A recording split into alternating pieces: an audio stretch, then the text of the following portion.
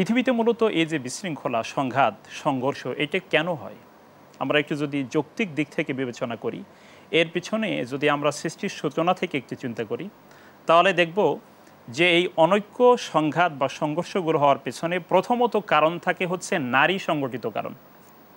খেয়াল করেছেন কিনা যে আল্লাহ রাব্বুল আলামিন এই পৃথিবীতে তিনি শৃঙ্খলা করবার জন্য, শৃঙ্খলতি করবার জন্য আদম আলাইহিসসালাতু ওয়াসসালামের মাধ্যমে তিনি বিধান দিলেন।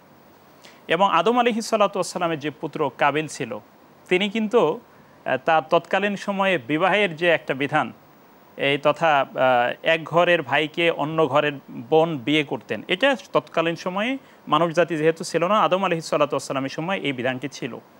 তখন এই বিবাহ কেন্দ্রিকই কিন্তু প্রথম সংঘাতটা তৈরি হয়।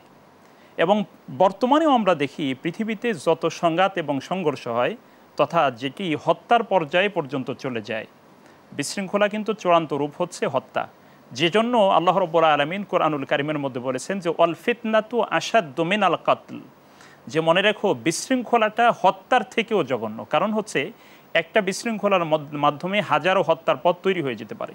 তাহলে আমরা প্রথম যে বিষয়টি উপলব্ধি করি কোরআন থেকে যে বিশ্লেষণ করলে, যে আসলে পৃথিবীতে এই সংঘাত এবং বিশৃঙ্খলার পেছনে প্রথম কারণ থাকে হচ্ছে নারী সংগঠিত কারণ, তথা বিবাহের কেন্দ্রিক, অথবা তিনি কাউকে পছন্দ করেছেন কিন্তু অন্য একজন লোক তাকে সেটা হতে দিচ্ছেন না, এই ধরনের একটা জটিলতার দিকে গিয়ে পরবর্তীতে সংঘাতের রূপ নেয়। বর্তমান সময়ে আপনি যদি লক্ষ্য করেছেন কিনা যে থানাগুলোতে কিংবা মামলার যত জট আছে, সেখানে যতগুলো মামলা প্রক্রিয়াধীন আছে, এগুলোর অধিকাংশই নারী ঘটিত, সম্পদ নিয়ে এরকম করে আসলে জরিপে বেরিয়ে এসেছে বিভিন্ন সময়। জি, চমৎকার। হ্যাঁ, কথা খুবই সত্য এবং যথার্থ।